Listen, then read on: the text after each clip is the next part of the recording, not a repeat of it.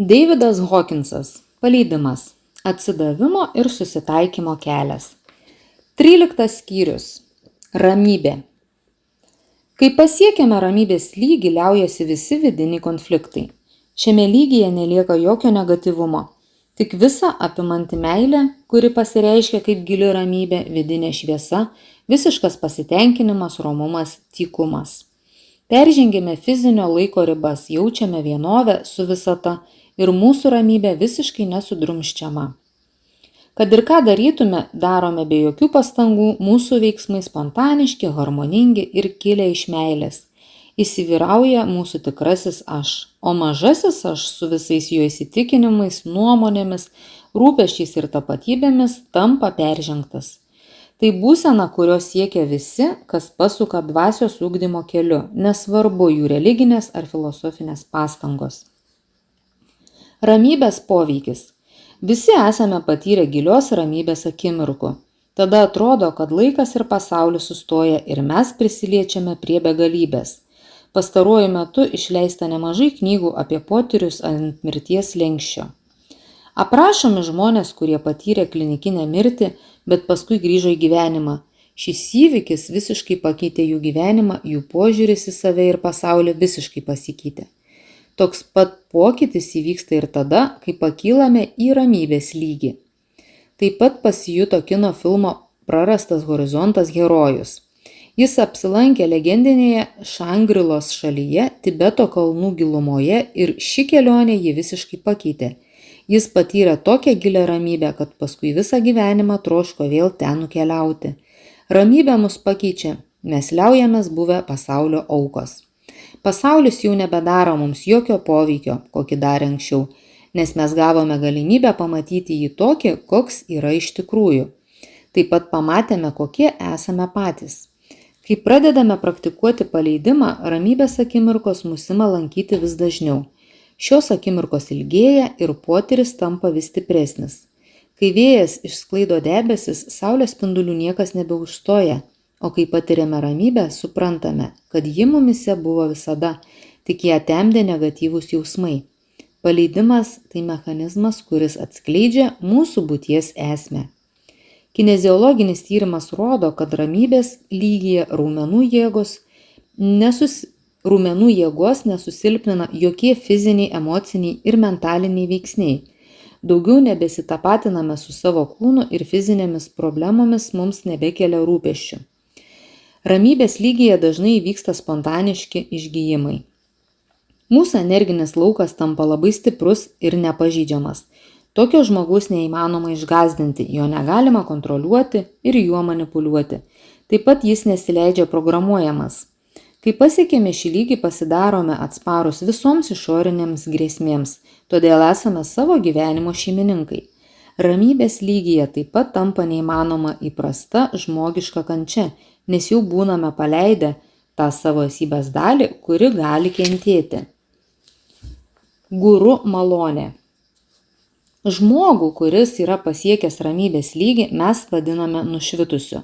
Sakome, kad jis gyvena palaimoje. Apie tokį ir panašų nušvitimo lygį kalba įvairūs mistikai, šventieji, išminčiai ir avataros. Kai atsiduriame šalia tokio nušvitusio žmogaus, patiriame labai palankę jo įtaką. Jis gali neištarti nė žodžio, užtenka vien jo artumo. Tradiciškai tokie nušvitusieji yra dvasiniai mokytojai arba guru.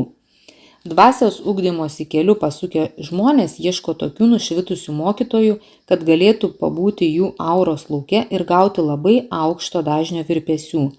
Toks dvasinis veiksmas rytuose vadinamas mokytojo palaiminimu arba guru malone. Jis įvyksta savaime be sąmoningų mokytojo ir mokinio pastangų. Pasakojama, kad Buda kartą vienam savo mokiniui padovanojo gėlę. Tai buvo simbolinis veiksmas, idant mokinys suprastų, kad būdamas šalia mokytojo jis gauna jo energijos. Gauti tokią energijos dovaną yra pats geriausias dalykas, galintis nutikti žmogui, kuris ugdosi dvasią. Tada perimame mokytojo ramybę ir visiškai atsiduodame gyvenimo tėkmei. Šio energijos perdavimo fenomeno logiškai paaiškinti neįmanoma, jo neįmanoma apsakyti žodžiais. Kita vertus, gavę mokytojo auros energijos, mes geriau suprantame ir jo žodžius, tačiau pagrindinis pokyčius skatinantis elementas vis dėlto yra ne žodžiai, o energija. Iš mokytojo ar šventojo atsklidusi energija įsilieja į mūsų aurą, paveikia mūsų smegenų funkcijas ir visą mūsų būtį. Pasakysiu dar daugiau. Būtent dėl šios energijos, kurią nušvitę mokytojai skleidžia pasauliui, žmonija šiandien vis dar gyvuoja. Jeigu nušvitusių žmonių energija nebūtų atsvėrusi žmonijos negatyvumo, žmonija jau seniai būtų susinaikinusi. Vadinasi, mūsų dvasinė evoliucija tarnauja visos žmonijos labui. Būdami aukštuose meilės ir ramybės lygiuose, mes padedame pasauliui. Žvilgsnis į galutinę tikrovę. Vienas iš pagrindinių ramybės lygio bruožų yra troškimų nebuvimas. Troškimai čia visai nevaidina jokio vaidmens, nes viskas, ko mums reikia, gyvenime atsiranda savaime ir spontaniškai be jokių mūsų valios pastangų. Kai pasiekėme tokią aukštą sąmonės lygį, galvoje laikomos mintys yra labai galingos ir turi tendenciją greitai materializuotis. Gyvenime atsiranda daug nepaprastai palankių sutapimų, sinchroniškumų. Mums atsiveria priežasties ir pasiekmės dėsnio mechanizmai, aiškiai suvokiame, kaip funkcionuoja visata ir matome, kokie mūsų tikrovės pagrindai. Tokios aukštosios sąmonės būsenos ištinka spontaniškai, jos darosi vis dažnesnės ir ilgesnės. Kai patiriame tokią būseną bent kartą, automatiškai suformuluojame ketinimą ramybės lygį išgyventi nuolatos. Štai jums tikra istorija, kaip tokia būsena kilo po to, kai vienas mano pacientas 3,5 metų dažnai praktikavo negatyvių jausmų paleidimą. Taip pat visą tą laiką jis stengiasi visiškai atsiduoti tikroviai. Buvo šalta žiemos diena. Prieš tai jis 11 dienų iš eilės praktikavo paleidimą ir tą procesą buvo labai gerai įsisąmoninęs. Jis atskleidė daug naujų savo asmenybės bruožų, intensyviai analizavo, kaip suvokia save ir savo būtį šiame pasaulyje. Jis pažino save geriau nei per psichoanalizės seansą. Vienu metu jį ėmė kamuoti abejonės. Procesas jam pasirodė begalinis. Gal jis niekada nesibaigs? Bet paskui mano pacientas suprato, kad tai yra jo mažojo aš gynybinis mechanizmas. Mažasis aš bijojo permainų ir norėjo baigti paleidimo procesą. Mano pacientas peržengė per šias abejonės ir procesas tęsėsi. Ta šaltą žiemos dieną jis užėjo papietauti į restoraną. Prie staliuko sėdėjo vienas ir staiga pasaulis stebuklingai persimainė. Jis pajuto nepaprastą vidinę tylą ir ramybę. Potyris buvo didesnis, nei jis galėjo įsivaizduoti. Laikas sustojo ir neteko ankstesnės prasmės. Erdvė tapo kitokia, nei jis buvo pratęs ją patirti. Buvo tik vienas gyvenimas ir vienas aš, kuris reiškėsi per visas gyvas būtybės. Vidinė ramybė buvo visiškai nesudrumsčiama. Jis liovėsi tapatinti su savo kūnu, kūnas jo apskritai nebedomino. Jo kūnas buvo nesvarbesnis nei koks nors kitas kūnas tuo metu buvęs restorane. Jis suvokė, kad jo tikrasis aš yra amžinas, be pradžios ir pabaigos, o tapatybė su fiziniu kūnu yra tik laikinas dalykas. Jis net nustebo, kad pirmiau matė save kaip kūną, izoliuotą nuo kitų kūnų su konkrečia gyvenimo pradžia ir pabaiga. Ta mintis rodėsi absurdiška. Įvardis aš jam dabar neturėjo jokios prasmės, jis nebebuvo atskira gyva būtybė. Laiko tarpas, kurį fizinis kūnas gyvena žemėje, buvo tik maža sekundės dalis. Bet per tą trumputę akimirką mes pamirštame savo tikrąją, laikui nepavaldžią tapatybę, ją užtemdo mažasis aš. Mažasis aš užsinori patirti atskirą egzistenciją ir mes paklusę jo norams tampame individualiais fiziniais kūnais ir individualiomis tapatybėmis. Mano pacientas, sėdėdamas restorane, visatą matė tokią, kokią apie ją kitados kalbėjo Buda. Joje viskas buvo tarpusavėje susiję kaip hologramoje.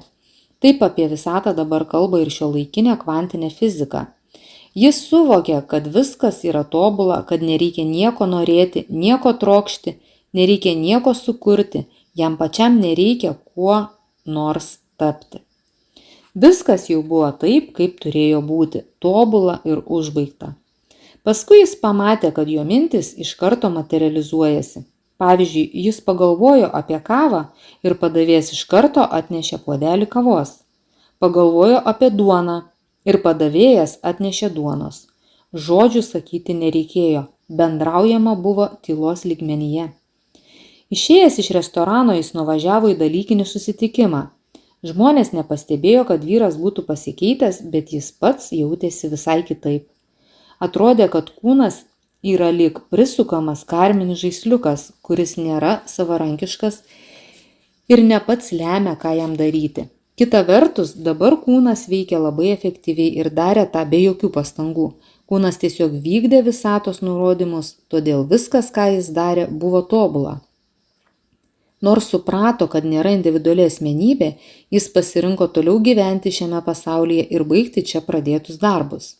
Anksčiau tokios sąmonės būsenos buvo priskiriamos išimtinai mistikos sričiai, tačiau dabar jas tyrinėja neuromokslas ir kvantinė fizika. Anot kvantinės fizikos visų fizinių reiškinių pagrindas yra virpesiai. Taip pat mokslininkai patvirtina mistikų teiginį, kad viskas visatoje yra susiję.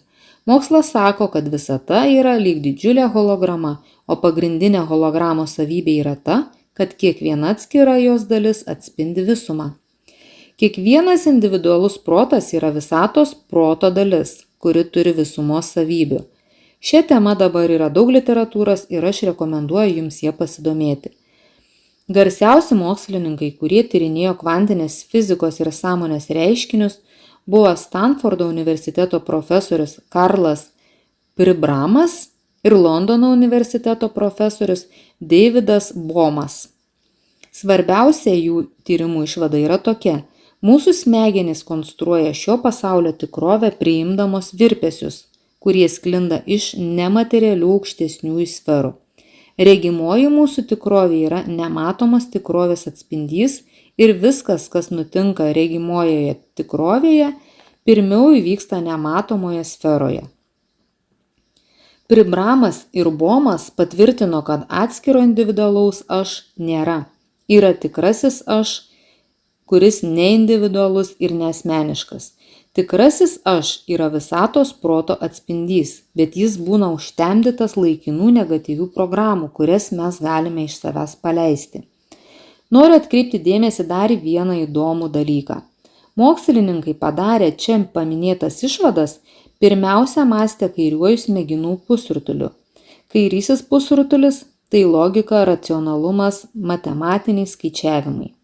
O mistikų, kurie prie tų pačių išvadų priėjo daug anksčiau, aktyvesnis yra dešinysis pusrutulis, atsakingas už intuiciją, kūrybą, mistinius potyrius ir panašius dalykus.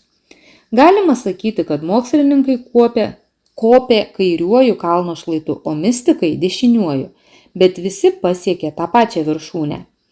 Yra dar vienas kelias į viršūnę – tai paleidimas. Visi mes turime galimybę pažinti tikrovės prigimtį. Ji mums atskleidžia taip pat, kaip atsiskleidžia mistikams ir didesniems mokytojams. Kiekvieną kartą paleidę iš savęs negatyvumą, žengiame žingsnį kalno viršūnės link. Kai kurie žmonės sustoja, kai tik vaizdas tampa gražesnis, jie daugiau nekyla. Kiti nori pakilti aukščiau. Yra ir tokių, kurie nenusiramina, kol nepasiekia pačios viršūnės. Jie nori įsitikinti, kad viršūnė iš tikrųjų egzistuoja. Tačiau kai tai įvyksta, kai jie atsiduria viršūnėje, tos asmenybės, kuri kitados siekia pamatyti viršūnę, jau nėra. Ji būna visiškai paleista.